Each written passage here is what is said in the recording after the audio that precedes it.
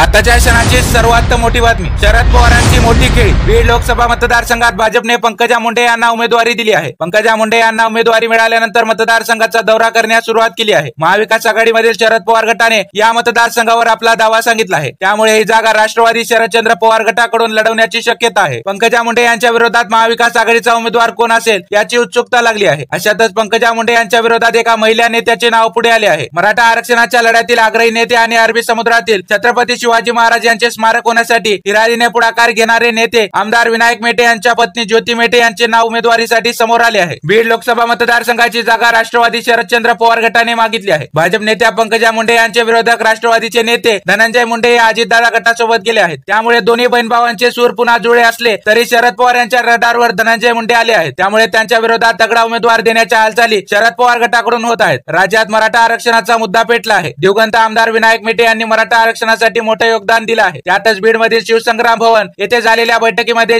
ज्योती मेटे यांनी निवडणूक लढवावी असा मोठा निर्णय कार्यकर्त्यांनी घेतला आहे. ज्योती मेटे यांना उमेदवारी देऊन शरद पवार मोठा गेम करण्याच्या तयारीत आहेत. त्यामुळे ज्योती मेटे आता काय निर्णय घेणार याकडे सर्वांचं लक्ष लागलं आहे. यावर तुम्हाला काय वाटते? तुमची प्रतिक्रिया नक्कीच कमेंट बॉक्स मध्ये व्यक्त करा आणि अशाच राजकीय घडामोडींसाठी चॅनलला सबस्क्राईब करायला विसरू नका.